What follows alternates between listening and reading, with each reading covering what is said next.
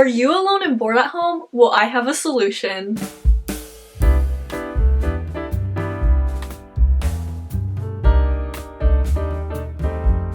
Welcome back to my channel. I am very excited about this video because as much as I love scrolling on TikTok, I think it's a good idea to step back sometimes. I have many cures for boredom and I am very excited to share them with you, so without further ado, let's get on with this video. The first thing you can do is start a YouTube channel. I started this channel because I was bored and wanted to do something that would take up my time but also fulfill my creativity. Also, full disclosure, I'm really into photography, so I already had a couple of cameras and lighting equipment, but you can also just record with like a small point and shoot camera if that's the look you're going for, or just use your phone.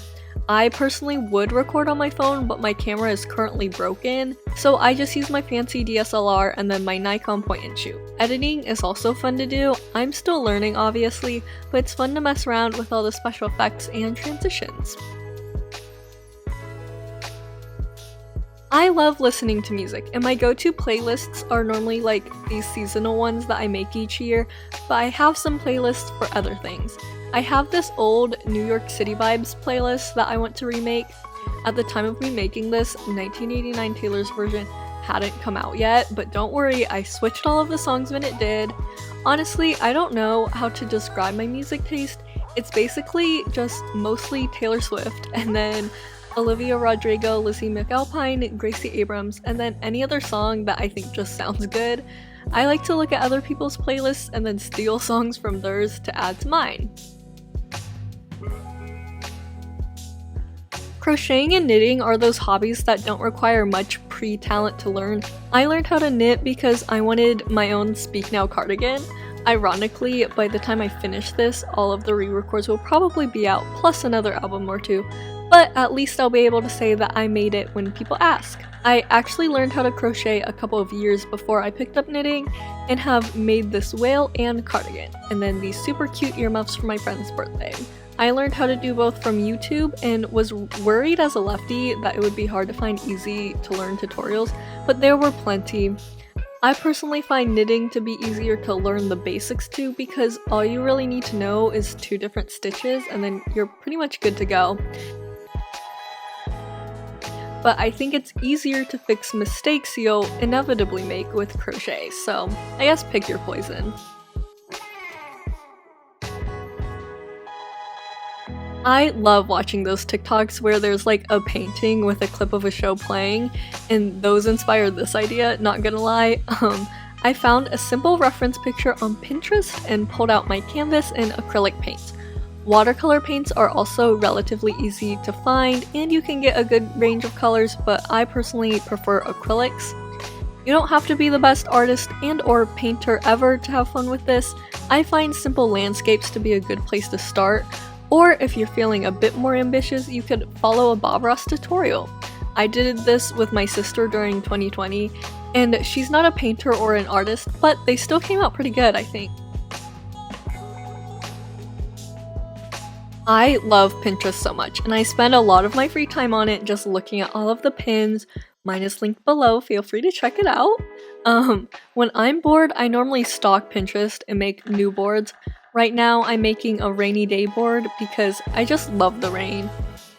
One of my favorite boards is this one. It's basically just photos that make me happy. I also love these boards that I made for my friend, and they also made me a board, which I love. I will be the first to admit that I am not the neatest person in the world, and my bookshelf is a good display of that fact. I like to throw a lot of random things onto my bookshelves because they're literally just right there and they take up a good chunk of space in my room, but I also like to have them look nice. So I'm just clearing off all the things that don't really belong and finding new homes for them. And then when I'm done with that, I'm going to straighten out all of my books and like the little knickknacks that I do keep on my shelves. And when I'm done with all of that, I'm going to pull out the duster and make sure that everything stays pretty clean until the next time I decide to organize them. Obviously, I love to read after seeing my bookshelves, and I have so many book recommendations, but I think that would be too much for this video, so I'm just gonna give you my top 3 recommendations for someone who wants to get into reading but doesn't know where to start. That being said, here are 2 of my favorite books ever that I would recommend to anyone. Something I love to do is reread childhood favorites. I was personally obsessed with the Land of Stories and Harry Potter series. I was in 8th grade. My teacher made us write letters to ourselves that we would receive at the end of the year. Mine was so lame and it was barely half a page long, and I was really disappointed and past me when I got it back. Some of my friends got to write letters to their senior year selves when they were freshmen, and they were so excited to get them back, and I was jealous that I didn't get to do that. So I decided to write a letter to my future self right now. I included like questions for me to answer, things that happened in my life, my goals to see if I've met them, you know, my favorite songs to see if that changed, and just things I'm looking forward to. I sealed it in an envelope and wrote to open it in 3 years on my birthday. I tucked it into a book, and then I made a reminder on my phone to find the letter and open it on that date. Don't want to write a physical letter? There is a website to do it online, and you'll receive an email how many years later that you decide to send it to. I decided to use this website to write to some of my closest friends, and then also my sister. I wrote things like how I hoped we're still close friends, some of our favorite memories so we don't forget them, I guess, and just some stupid inside jokes. I set it to send 3 years later on their birthdays.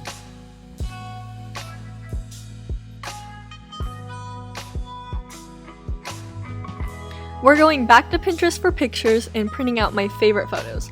My biggest goals right now are to go to the art school Parsons because I was actually accepted and enrolled to start this fall, but then there were some financial issues and I wasn't able to attend, which really sucked. But I might be able to have a chance to start in January maybe, so that's one of my biggest goals right now. Another goal is to hit 1,000 subscribers here on YouTube because, like I said earlier, I started this channel for fun, but it would be so cool to reach such a big goal like that. I arranged all of my photos onto my poster, glued them on, and then hung it up.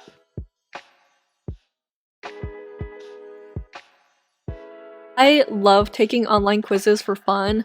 BuzzFeed obviously has a lot of them, and I know it's low-key so millennial, but it's also pretty entertaining, not gonna lie. Another quiz I like to take is the character personality one, where it gives you characters you're most similar to. I'll link it down below. Also, if you haven't already, you can always take the MBTI or Enneagram, I hope I said that right, personality tests. There's also those quizzes where you have to name all the states as fast as you can, or name as many Taylor Swift songs as you can in a certain amount of time, and those are really fun to do also.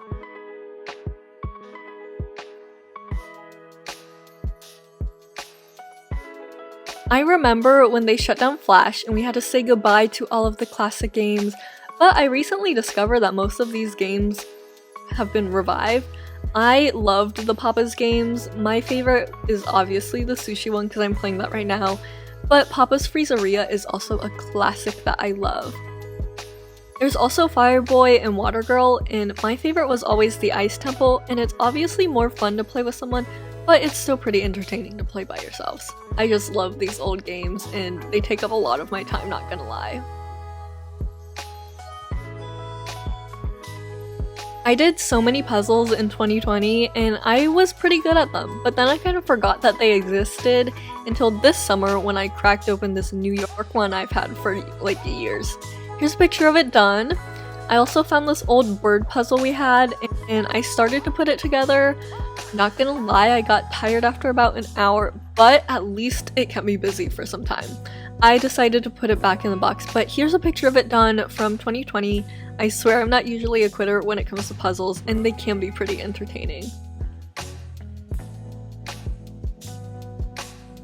Another thing I love to do is sudokus. My favorite kind are killer sudokus.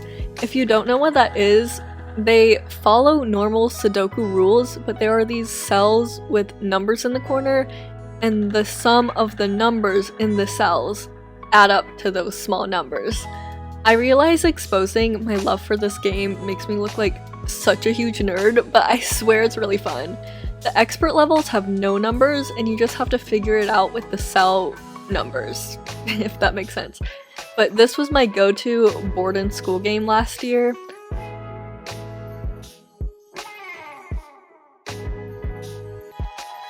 By the end of the year though, I switched to doing crosswords because I love doing the mini New York Times crosswords, but the Washington Post has their crosswords for free on their website, and they're super fun. The harder ones I can never finish by myself, like all the way, but I still like to try to see how far I can get with them.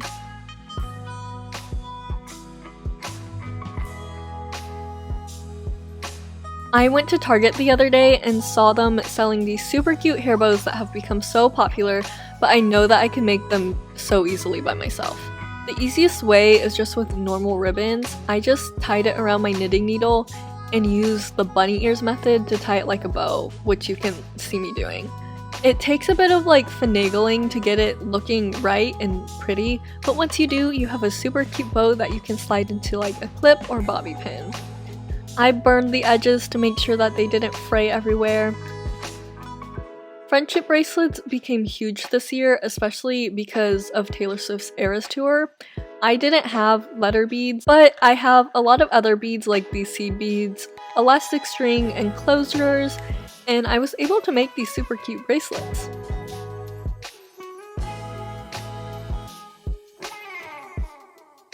I saw this on Pinterest and had to try it out because these flowers are so cute.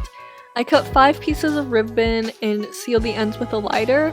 I then took a needle and thread and hand stitched it around from like the corner to corner, as you can like kind of see me doing. I then pulled the thread, and to my relief, it formed this super cute flower. These would be so cute as like appliques to a dress or like clothing, or just like glued to a hair clip, honestly.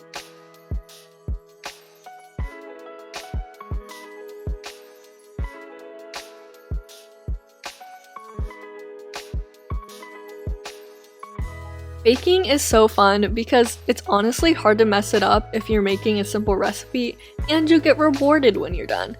I decided to make these simple sugar cookies that I found on Pinterest, shocker, because I had all of the ingredients for them, and I love a good fresh sugar cookie. I halved the recipe because I didn't need like 3 dozen cookies, but I turned on my favorite songs and just vibed while making these, and they turned out super good.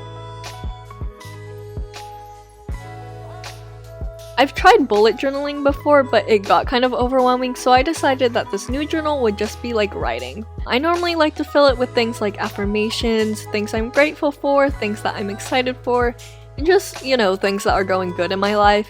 I honestly love it, and I highly recommend picking up journaling because you can just write down anything. I also like to use colorful pens to make it like fun and colorful, you know? Time to plug my podcast I started with my friend Maddie. It's called Dear Diary with M&M. The first episode is about our experience in high school performing arts. So go check that out if you're interested. It will be linked below whenever it's ready. No, yeah, both of us were not actors. Let's just say he got fired after our freshman year. We did Mamma Mia our junior year. Well, spoiler alert, he left at the end of junior year to become a flight attendant. Anyway, starting a podcast has been so fun, and it's pretty easy. We don't even live close enough to film together, but we've made it work so far. All you really need is a topic, a co-host is optional, and a microphone. Podcasts are super popular right now, and there are tons of resources if you're interested in starting one yourself. Maybe I'll make a more in-depth video once we're a few episodes in. I usually hate self-portraits because I was always so insecure. I still kind of am, but we're working on it with the journaling. But I haven't done a proper one in like years, like since probably 8th grade, and I could not draw noses in 8th grade, so it didn't even look like me. Anyway, I decided to use a combination of markers, colored pencils, and fine-tipped pens because I usually don't use these mediums that much anymore. I decided to use a mirror for a reference instead of a photo because honestly I just hate taking self-portraits because they're a hassle with my camera and then my phone camera still doesn't work and the mirror is just easy. Overall, I didn't really have a vision when I started and I still really like how it came out. When I was in elementary school, I had this little point-and-shoot camera that I would bring everywhere, and since then the camera has like died, but I still have the SD card from it. And I love looking through the photos and videos on there. You can also see like the date when the photo was taken, which is fun to look back on. I also recently dug up my old sketchbooks, which are super fun to look back on. It's interesting to see how much I've improved, but it also brings back a lot of memories because I remember drawing these pictures and thinking that they were like masterpieces. I just love looking back at like the quote-unquote simpler times, and these are my favorite ways to do so. So those are 20 of my go-to cures for boredom. I hope they helped you if you are also bored and alone at home. Thank you so much for watching this video.